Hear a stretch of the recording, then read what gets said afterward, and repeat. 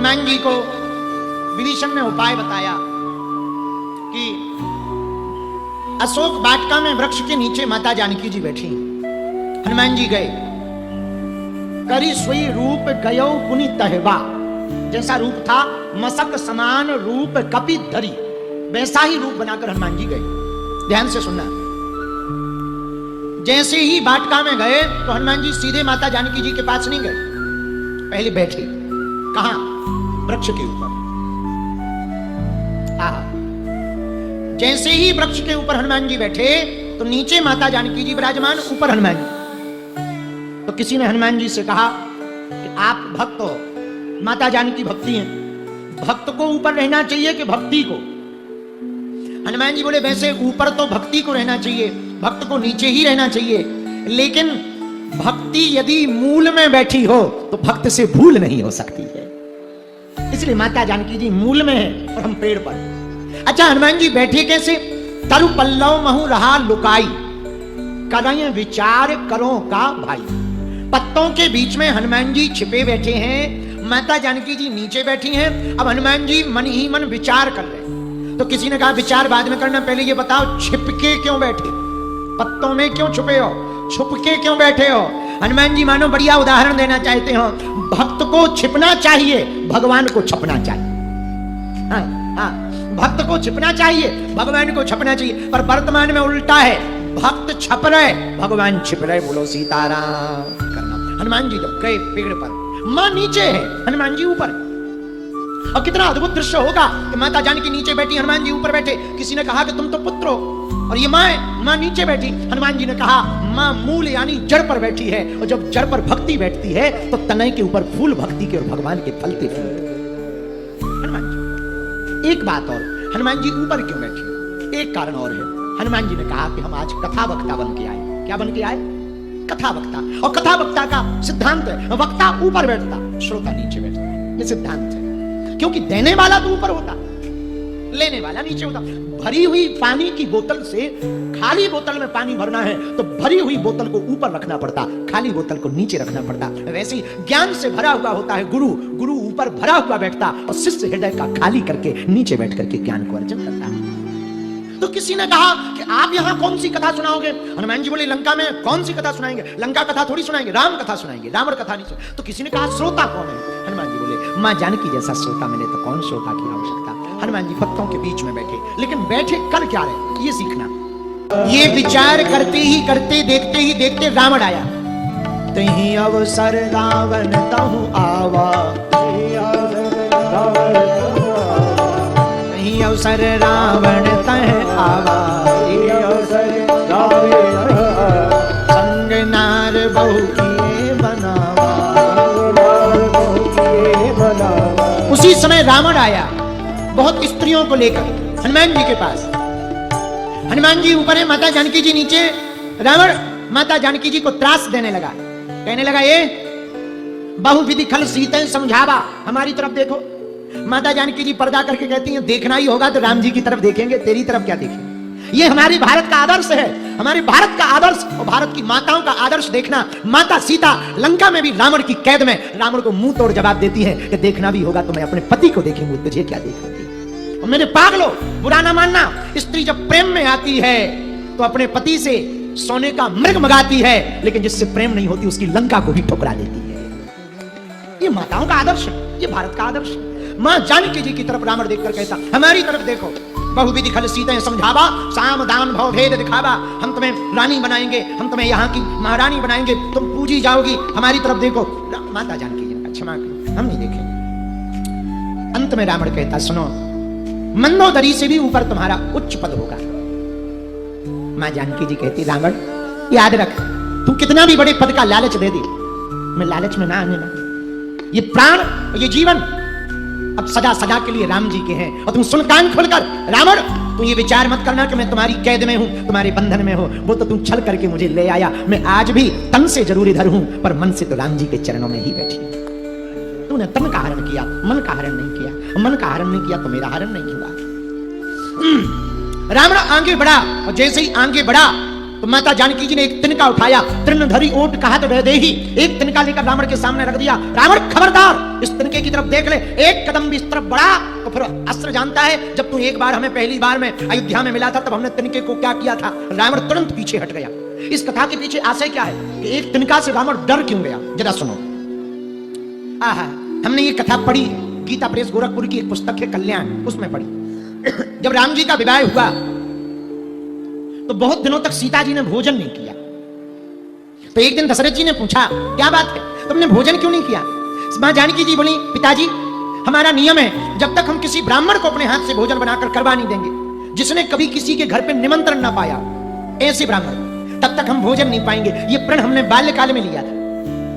तो दशरथ जी बड़ी चिंता में पड़ गए कि अब ऐसा ब्राह्मण कौन खोजे जिसने किसी यजमान के घर भोजन ना किया।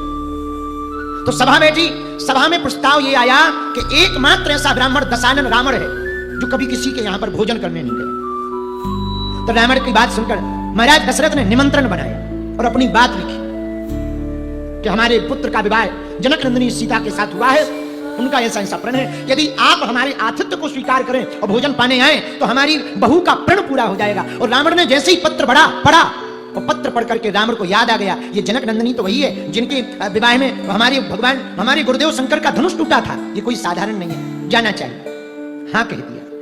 और रावण स्वयं आया विवाह के बाद अयोध्या। माता जानकी जी बैठी थी, माता जानकी जी ने भोजन बनाया, भोजन परोसा। तो जब रावण भोजन पाने बैठा तो रावण के साथ साथ, हाँ बहुत बढ़िया बहुत बढ़िया, रावण भोजन पाने बैठा तो दशरथ जी भी बैठे। ये आपके वाले आ गए, हाँ, बहुत बढ़िया, बैठ जा बैठ जा बैठ जा बैठ। हाँ, तो रावण जब भोजन पाने अयोध्या में बैठा तो दशरथ जी भी बैठे।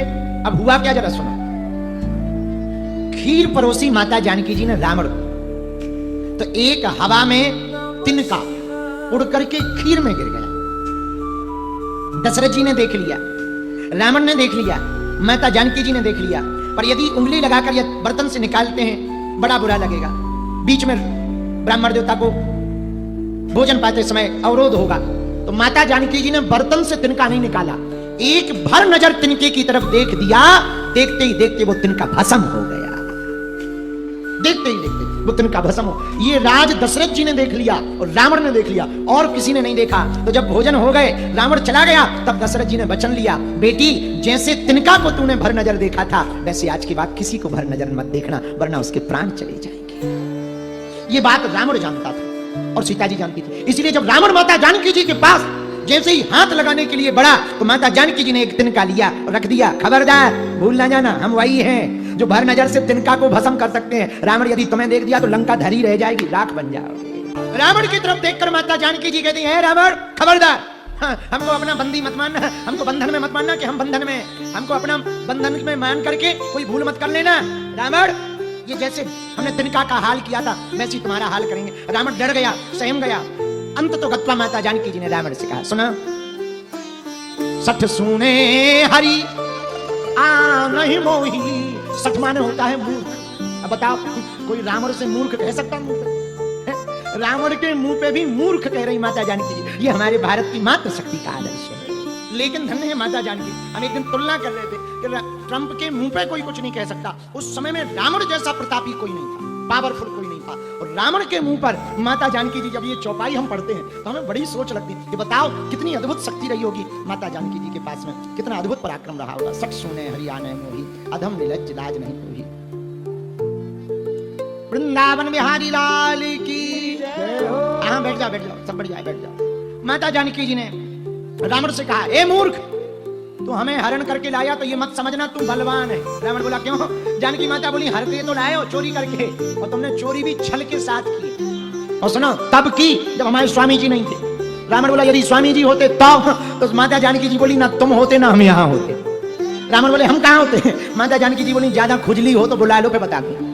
अब 13वीं हो गई होती अभी तक। ऐसी बात माता जानकी जी ने जब मुंह पे कही तो सुनते ही आप ही सुन खद्दोत सम राम ही भानु समान। राम जी को सूर्य के समान जब सुना, अपने आप को बुझते हुए दीपक के समान जब उसने सुना, तो जुगनू के समान जब उसने सुना, तो परुष वचन सुन कार अस बोला अति खिसियान। एकदम झंझला गया, खिसिया करके बोला, क्रोध में बोला, सीता ते मम कृत अपमाना, मेरा अपमान किया, हम तुम्हारा सिर काट डालेंगे। माता जानकी जी बोली तुम्हारा अपमान तो अभी कम हुआ है बातों से, अब होना चाहिए लातों से। कम अपमान हुआ है, अभी तो बातों से ही हुआ, अपमान तो और जगह और विचित्र होना चाहिए, लातों से होना चाहिए। तो किसी ने रावण के बारे में पूछा कि भाई इतनी विचित्र बात माता जी क्यों बोली? बोले सुनो जी, उसने जो किया गलत किया। क्या गलत किया? हरण गलत? ना ना ना, हरण तो गलत है ही है, पर साधु बनकर हरण किया, ये गलत है। वैष्णव की निष्ठा संत पर है, और कोई संत बनकर गलत करे। भाई हम लोग कोई संत गलत करता तो हम लोग गाली क्यों देते? इसलिए गाली नहीं देते हैं कि वो संत है, इसलिए गाली देते हैं कि संत की तो ज्यादा जिम्मेवारी है धर्म को बचाने की, और संत ही धर्म को नहीं बचाएगा तो ऐसे लोगों के लिए गाली निकलती है। जिम्मेवारी है भाई, जिम्मेवार। कोई अनपढ़ व्यक्ति कोई गलती करे तो हम लोग क्षमा, बच्चा कोई गलती करे तो क्षमा कर देते, और कोई बड़ा करे तो दंड देते हैं। भाई बच्चा तो बच्चा, तुम तो समझदार हो, तुमने क्यों? तो संत बनकर के तुमने जो किया वो ठीक नहीं किया, गलत किया। इसलिए माता जानकी जी ने रावण को बहुत समझाया। अंत तो गत्वा रावण कहता है मास दिवस महु कहा न माना, तो मैं मारिब कारी कृपाना। एक महीने यदि सीता तुमने हमारी बात नहीं मानी तो दो रास्ते होंगे। पहला, या तो मुझे स्वीकार करना पड़ेगा, मेरी ओर देखना पड़ेगा, नहीं तो हम दूसरा रास्ता तुम्हारी गर्दन काट देंगे। और तुरंत राक्षसनियों को बुलाकर कहा इनको दंड दो, इनको डराओ। और त्रिजटा नाम की राक्षसी को बुलाया। किसको? त्रिजटा को। और त्रिजटा से कहा सुनो खूब डराओ, हम जा रहे हैं, और घर चला गया। अच्छा त्रिजटा कौन है? जिसके 3 जटाएं, वो त्रिजटा। त्रिजटा का यदि शाब्दिक अर्थ निकाला जाए तो त्रिजटा, 3 जिसकी जटाएं वो त्रिजटा। 3 जटाओं वाली राक्षसनी जो त्रिजटा थी वो आई, पर त्रिजटा भी साधारण नहीं थी, भक्तिनी थी राक्षसनियों के साथ। जब सब राक्षसनियां सीता जी को डराने लगी तो त्रिजटा, 3 जटाओं वाली जो थी, ज्ञान की जटा, भक्ति की जटा और वैराग्य की जटा, ये तीनों जटाएं थी, इसलिए उसे त्रिजटा कहा गया। शरीर था राक्षसनी का, पर थी बड़ी ज्ञानी, इसलिए त्रिजटा। त्रिजटा सन बोली कर त्रिजटा नाम राक्षसी एका, राम चरण रति निपुण विवेका। राम जी के चरणों में प्रीति करने वाली त्रिजटा ने सब राक्षसनियों को बुलाया, इधर आओ। सबनों बोले सुनाए से सपना, हमने एक सपना देखा। तो राक्षसनियां बोलने लगी क्या? अच्छा इधर तो बात चली रही, जरा ऊपर की सुनो। हनुमान जी ऊपर बैठे, उधर क्या चल रहा वो सुनो।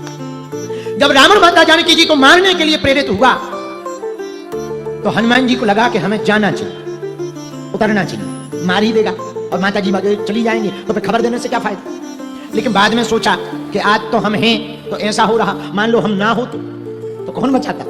तो कौन बचाता? इसलिए जरा चेक कर लो, इंतजार करो कि कौन बचाता। जब रावण चला गया तो हनुमान जी को शांति आई, मन वरना गुस्सा तो बहुत आई। अब राक्षसनियां जब सताने लगी तो हनुमान जी को गुस्सा आई, एक एक करके सबको मार पकड़ करके एकदम सब सीताराम करने, पर फिर रुक गए कि जैसे रावण के समय हुआ हो सकता है यहां भी कुछ हो। यदि हम ना होते तो कौन बचाता? तो वही हुआ, हनुमान जी नहीं उतरे बचाने को, तो बचाने वाले राम जी ने ही प्रेरणा कर दी। किसको? त्रिजटा के अंदर। त्रिजटा नाम की राक्षसी ने सब राक्षसनियों को बुला करके कहा इधर आओ, इधर आओ। हाँ, सब लोग माता सीता के चरणों में गिर जाओ। क्यों? सपने बानर, हमने एक सपना देखा।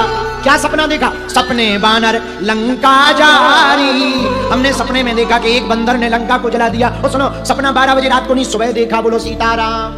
तो राक्षसनी बोली क्या सपना देखा? एक बंदर ने लंका को जला दिया। हाँ हाँ, अरे बोले रोको रोको रोको, लंका जलाने भर का सपना नहीं देखा, फिर क्या देखा? बोले सुनो, एक दिक्कत और, जातु धान सेना सब मान, तुम्हारे पतियों को भी उसने मार डाला।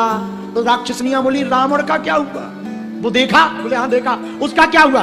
बोले खर आरूढ़ नगन 10 सीसा, उसके कपड़े उतार लिए और गधे पे बैठाया गया।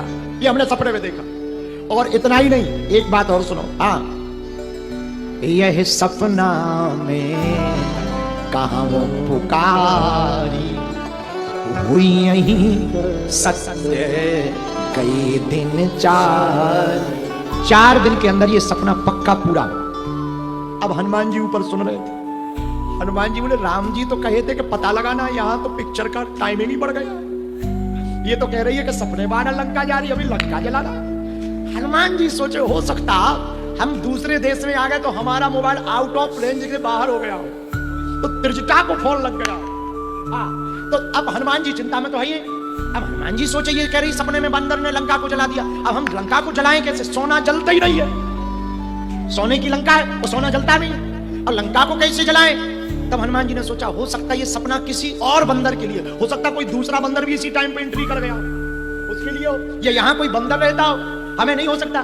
तो हनुमान जी ने एक राउंड और लगाया लंका का, तो कोई दूसरा बंदर तो नहीं है। मंदिर मंदिर प्रतिकर्षोधा देके जहते अग्रत जोधा, जैसे शुरू में गए वैसे ही हनुमान जी फिर गए। पर पूरी लंका में जब कोई बंदर ना मिला तो हनुमान जी समझ गए ये कॉल हमारे लिए ही आई।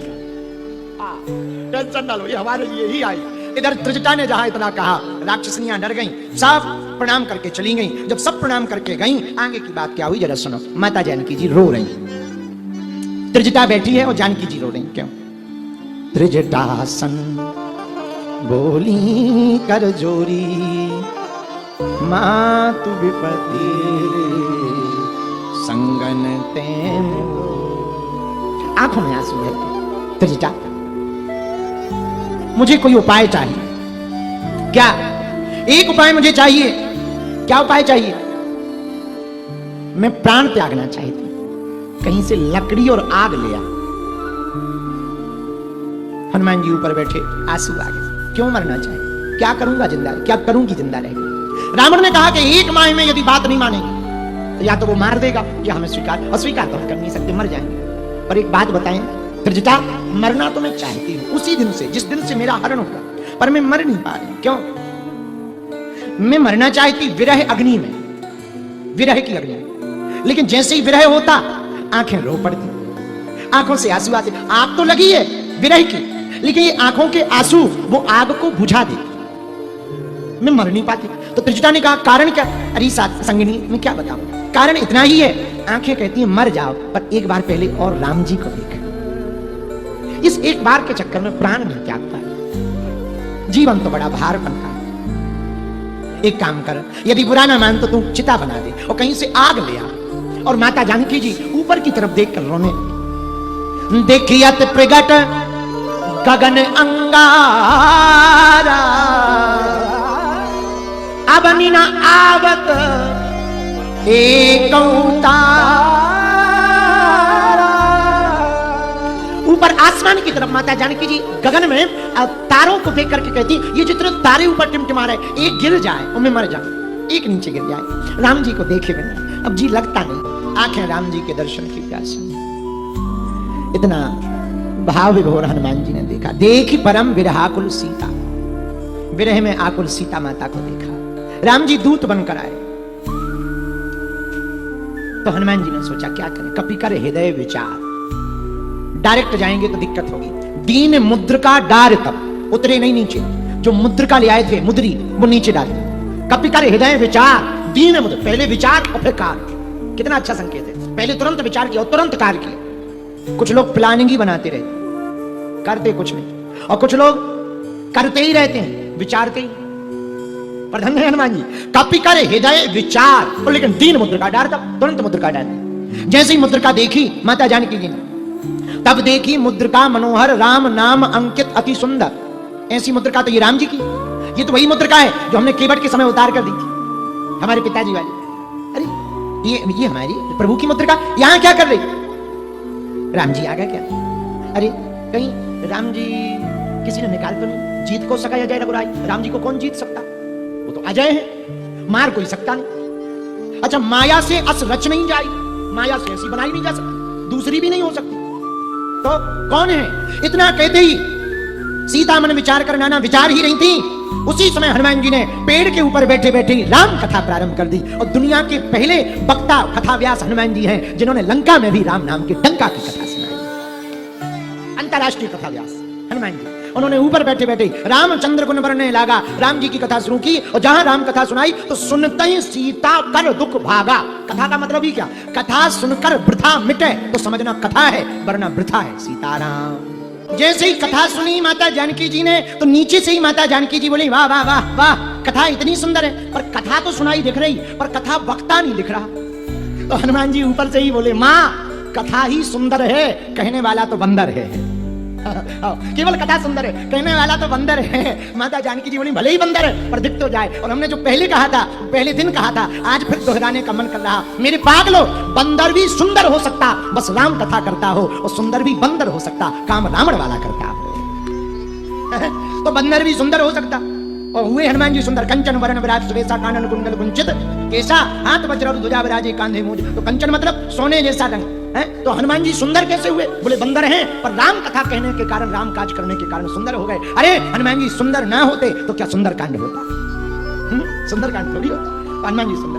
तो हनुमान जी से माता जानकी जी बोली, कथा तो सुनाई पड़ रही पर कथा वक्ता नहीं दिख रहा। हनुमान जी ने कहा, माँ आपके सामने आपका बालक हाजिर है, सामने सन्मुख है। प्रणाम किया माता जानकी जी को। जैसे तब हनुमंत निकट चली गया और फिर बैठी मन विस्मय भयो। हनुमान जी छोटा रूप बना के गए। हनुमान जी से माता जानकी जी ने पूछा, तुम कौन? बोले आपका दास, राम जी का दूत। अच्छा अब बताओ, क्या गजब का जवाब हनुमान जी ने दिया। अपना नाम नहीं बताया, कौन हो? माता जानकी जी ने पूछा। अब हनुमान जी ने जो कहा वो सुनो। राम दूत में माँ तू जानकी, हम राम जी के दूत। अच्छा हाँ, तो ये मुद्रिका कौन लाया? हम लाए। माँ तो मुद्रिका, यह मुद्रिका माँ तुम्हें आनी, हम लाए। अच्छा एक बात बताओ, हाँ राम जी तो नर हैं, तुम बानर, दोनों की दोस्ती कैसे हुई? हमें तो वो उदाहरण ज्यादा याद आता है। राम जी चतुर थे जो बानरों को लंका ले गए। यदि मनुष्यों को लंका ले जाते तो रावण एक एक गोल्डन हाउस का ऑफर देता, वो सब पार्टी बदल लेते।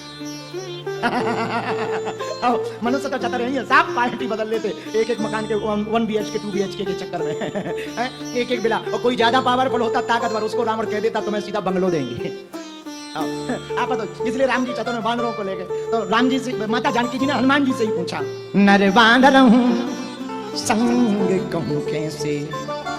ये नर बानर दोनों इकट्ठे कैसे हुए? हनुमान जी ने कही कथा भई संगति जैसे। जैसे दोनों का प्रेम हुआ, हनुमान जी ने कथा बताई। और जैसे ही कथा बताई तो कथा सुनाने में आहा हनुमान जी बड़े करुणा भाव से सत्य वचन हनुमान जी ने कही। कपि के वचन सप्रेम सुन। जब हनुमान जी बोल रहे तो सप्रेम का अर्थ जो हमें समझ आया वो हम निवेदन करना चाहे।